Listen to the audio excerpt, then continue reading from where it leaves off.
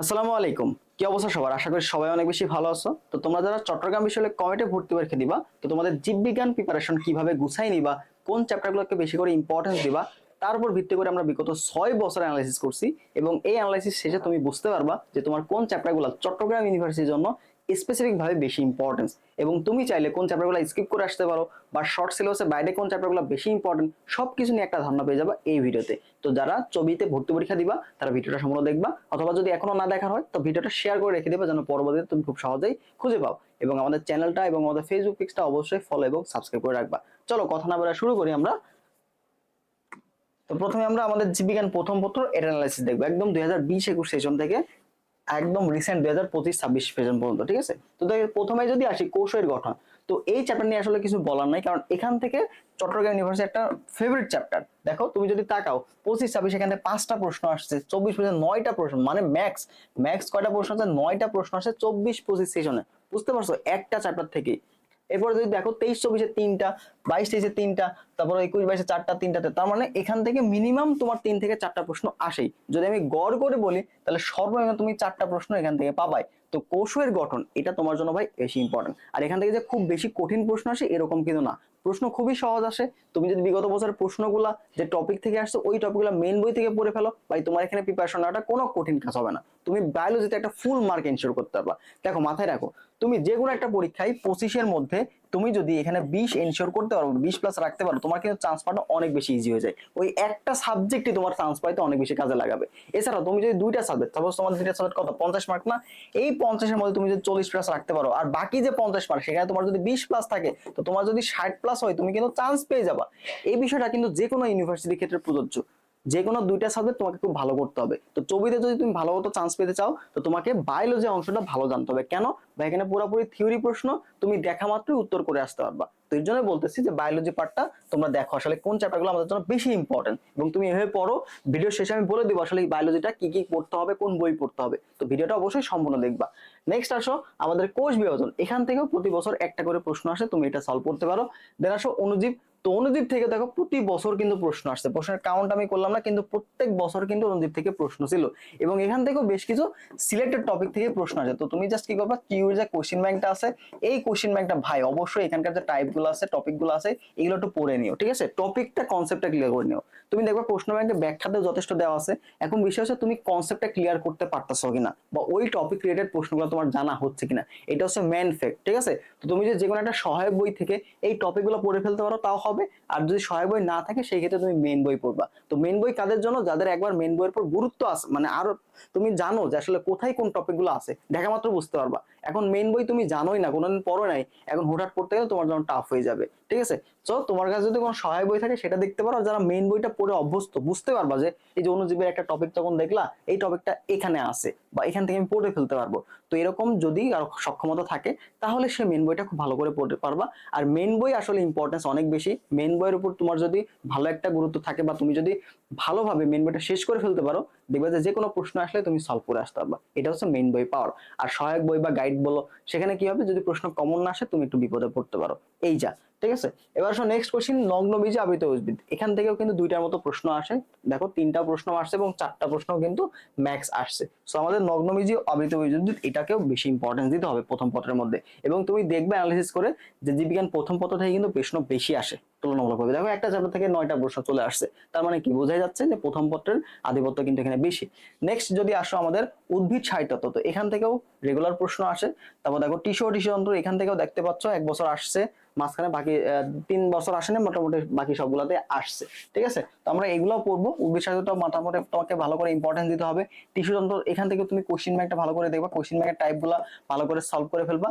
জীব প্রযুক্তি, তো জীব প্রযুক্তি আমরা দেখতে পাচ্ছি এখান থেকেও মোটামুটি ভালো রকম প্রশ্ন আসে, কিন্তু বেশ কয়েক বছর প্রশ্ন আসে নাই। দেখো যখন আসছে 3টা প্রশ্ন আসছে, 4টা প্রশ্ন কিন্তু এখান থেকে আসছে 20-21, যখন আমাদের ফুল সিলেবাস, তো এটাকে একটু আমাদের বেশি করে ইম্পর্টেন্স দিতে হবে। দেখো যখন ফুল সিলেবাস ছিল তখন কিন্তু জীব প্রযুক্তিটা থেকে 4টার মতো প্রশ্ন ছিল, তার মানে এটাকে তোমাকে ভালো করে ইম্পর্টেন্স দিতে হবে। তো তুমি যদি একটু খেয়াল করো যে এই যে শর্ট সিলেবাসের মধ্যে যে চ্যাপ্টারগুলো আছে এইগুলা কিন্তু আসলে বেশি ইম্পর্টেন্ট চ্যাপ্টার, ঠিক আছে? আমি আসলে বলে থাকি যে শর্ট সিলেবাসের মধ্যে যে চ্যাপ্টারগুলো থাকে এখান থেকে তুমি মিনিমাম 70% প্রশ্ন, মিনিমাম 70% প্রশ্ন তুমি কমন পাবা শর্ট সিলেবাস থেকে। ঠিক আছে। এরপর আসো শর্টের বাইরে যে চ্যাপ্টার গুলো আছে এখানে কি কি আছে। কোষ রসায়ন, এখান থেকে কিন্তু গত বছর প্রশ্ন আসে নাই, কিন্তু আমি যদি দেখি 24-21 যখন আসলে শর্টের বাইরে ছিল তখনও কিন্তু কোষ রসায়ন থেকে প্রশ্ন আসে নাই। এবার দেখো শৈবাল ও ছত্রাক, এখান থেকে কিন্তু প্রশ্ন আসবে ছবিতে, ঠিক আছে, একটা প্রশ্ন হলেও তুমি পাবা। আমার সেশন অর্থাৎ 20-21 সেশনে তখন কিন্তু শৈবাল ছত্রাক থেকে প্রশ্ন আসছিল, ঠিক আছে। নেক্সট আসো তুমি ব্রায়োফাইটা ও টেরিডোফাইটা, তো এখান থেকে আমি দেখতে পাচ্ছি 20-21 সময় প্রশ্ন ছিল। তার মানে শর্টের বাইরে যখন প্রশ্ন হবে তো তোমার জন্য শৈবাল ছত্রাক, তোমার জন্য শৈবাল ছত্রাক এবং হচ্ছে ব্রায়োফাইটা টেরিডোফাইটা এই চ্যাপ্টার দুইটা খুবই গুরুত্বপূর্ণ, বুঝতে পারছো। কোষ রসায়ন থেকে তোমার এই দুইটা চ্যাপ্টার চবিতে বেশি গুরুত্বপূর্ণ, চবিতে বেশি গুরুত্বপূর্ণ। চবির জন্য শর্টের বাইরে অ্যাটলিস্ট তুমি কি করবা, শৈবাল ও ছত্রাক এবং ব্রায়োফাইটা টেরিডোফাইটা এই দুইটা চ্যাপ্টার পড়বাই, মাস্ট তুমি পড়বা। যদি তুমি 25 ব্যাচ হয়ে থাকো, শর্ট সিলেবাস পড়া না থাকে, তুমি অবশ্যই এই দুইটা চ্যাপ্টার মাস্ট পড়া। পরবর্তীতে তুমি প্রাণীর বিস্তার ও সংরক্ষণ এটা পড়তে পারো, কারণ দেখো শর্ট সিলেবাসের বাইরে যখন ছিল তখন কিন্তু পরীক্ষায় প্রশ্ন এখান থেকে আসতো। ওকে, আচ্ছা, তো এবার আমরা দ্বিতীয় পদ থেকে যাই। তো এটার পিডিএফ আমি দিয়ে দিব, চিন্তার কোনো কারণ নাই। নেক্সট আসো আমাদের একটি অ্যানাউন্সমেন্ট দিয়ে দিই, সেটা হচ্ছে চবি কমিউনিটি এক্সাম ব্যাচ নিয়ে। তো আমাদের এক্সাম ব্যাচটা কিন্তু অফার চলতেছে, ঠিক আছে, অফার চলতেছে, আগামীকালকে লাস্ট ডেট। তো ডিসকাউন্ট অফারে তুমি মাত্র 350 টাকাতে ভর্তি হতে পারবা, ঠিক আছে। আর এটার এক্সাম শুরু হবে আগামী 25 আগস্ট, এখানে এক্সাম শুরু হবে আগামী 25। তো এই এক্সাম ব্যাচটা কেন এত স্পেশাল, দেখো স্পেশাল বলার কারণ হচ্ছে তুমি প্রত্যেকদিন দেখো এখানে প্রতিদিন লাইভ এক্সাম পাবা, রেগুলার এক্সাম পাবা, এখানে প্রায় 100+ লাইভ এক্সাম আছে, 100+ লাইভ এক্সাম আছে। তার মানে দেখো এতগুলা যদি তুমি এক্সাম দাও তো পরীক্ষা ভীতি তোমার মধ্যে থাকবে না। তুমি জানো তুমি এক্সাম দিয়ে অভ্যস্ত, যে আসলে পরীক্ষা দিয়ে অভ্যস্ত তার পরীক্ষার হলে গিয়ে দেখবা টেনশন অনেকটা কমে গেছে, অনেকটা কমে গেছে। মেন্টাল যে প্রেশারটা হয়তো থাকবে কিন্তু তুলনামূলকভাবে অনেক কম থাকবে। যে এক্সাম দিয়ে অভ্যস্ত তার পরীক্ষা ভীতি দূর হয়ে যাবে।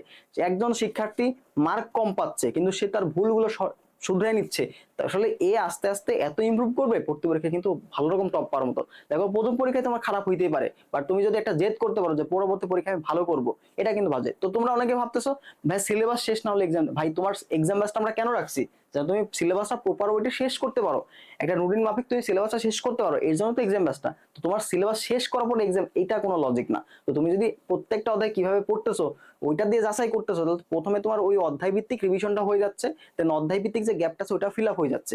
তুমি যখন টোটাল বই নিয়ে পড়তে যাবো তখন তোমার কিন্তু ঝামেলা হয়ে যাবে, কারণ শেষ মুহূর্তে তুমি সময়টাও বেশি পাচ্ছ না তোমার গ্যাপটা পূরণের জন্য।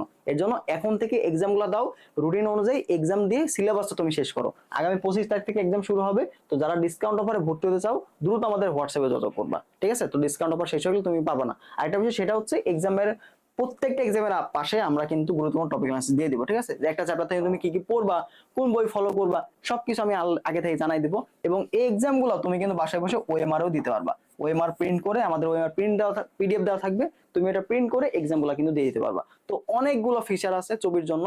তো তুমি যারা ছবিতে ডেডিকেটেড ভাবে প্রিপারেশন নিতে যাচ্ছ, একটা রুটিন ফলো করতে যাচ্ছ, তোমাদের জন্য ছবি এক্সাম ব্যাচটা অনেক বেশি হেল্পফুল হবে, ঠিক আছে। যারা ভর্তি হবা এই যে হোয়াটসঅ্যাপ দেখতে পাচ্ছ এটাতে যোগাযোগ করে ফেলতে পারো। ওকে, চলো আমরা নেক্সট চলে আসি দ্বিতীয় পত্রে। তো দ্বিতীয় পত্রে যদি দিকে তাকাও তো দ্বিতীয় পত্র থেকে যে বললাম যে প্রথম পত্র থেকে কিন্তু আধিপত্য বেশি দেখতে পাচ্ছ, এখানে কিন্তু আহ অনেক যে বেশি প্রশ্ন আসে এরকম না, কিন্তু প্রথম পদ থেকে কিন্তু অনেক বেশি প্রশ্ন আসে। দেখো প্রাণীর শ্রেণীবিন্যাস, এখান থেকে তুমি গত বছর একটা প্রশ্ন ছিল, তার আগের বছর একটা, 23-24-এ তিনটার মধ্যে ছিল, 22-23-এ তোমার দুইটা শিফটে একটা 5টা একটা 3টা আসছে।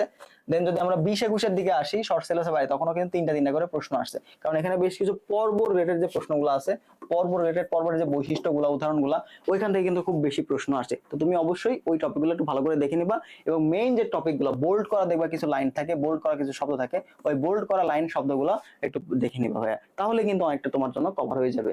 এবার সব প্রাণী পরিচিতি, এখান থেকেও কিন্তু প্রশ্ন আসে।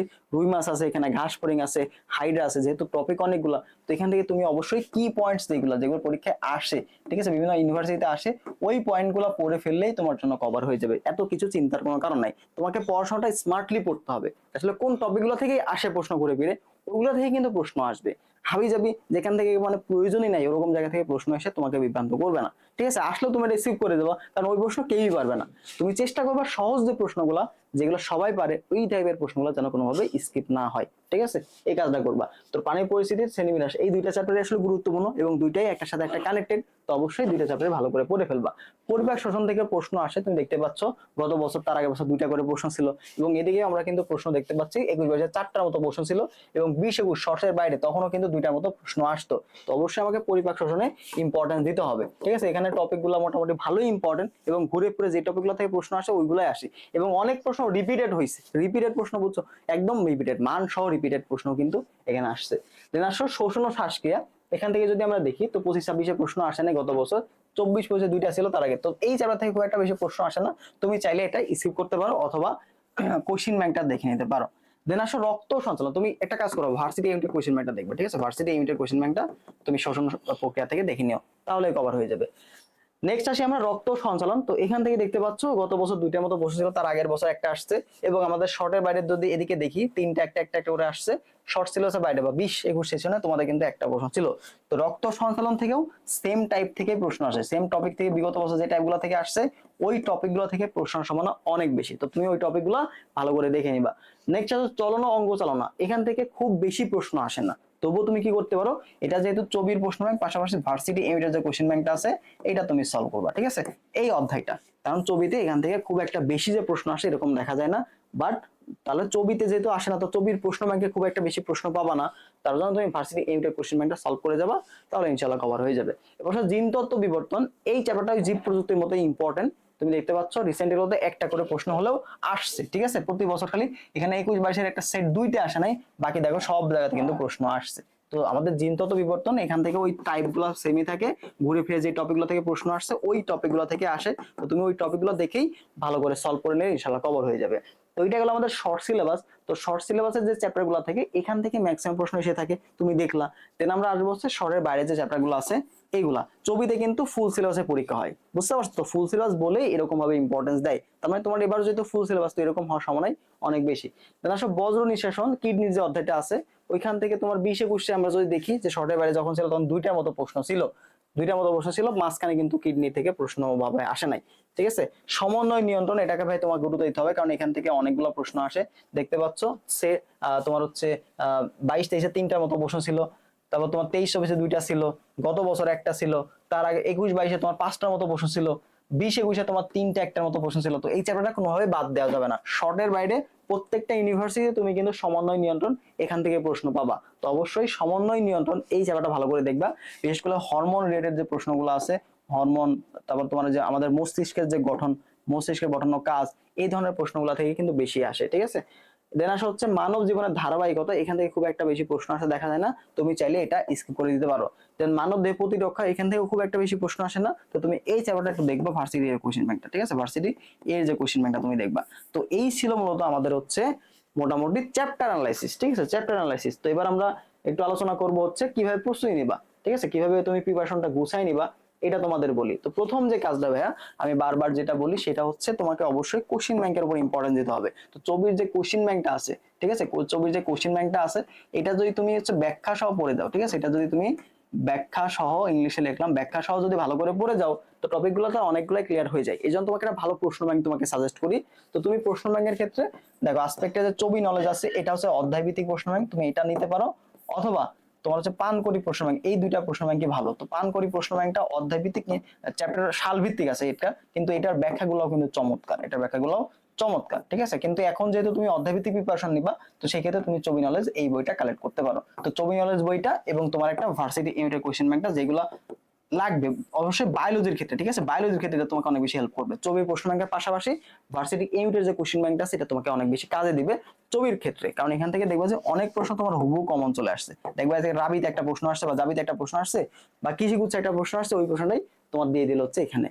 তো বায়োলজির ক্ষেত্রে ভাই অবশ্যই ভার্সিটি ইউনিটের কোশ্চেন ব্যাংকটাকে তুমি ইম্পর্টেন্স দিবা, ঠিক আছে। ছবির কোশ্চেন ব্যাংকটা তুমি অবশ্যই অ্যানালাইসিস করবা, করে যে টপিকগুলো পাবে টপিকগুলো একটু ভালো করে দেখে নিও, বা টপিকের যে ব্যাখ্যা, ওই ব্যাখ্যা থেকে তুমি যদি টপিকটা ক্লিয়ার করে ফেলতে পারো তাহলে তো হইলই।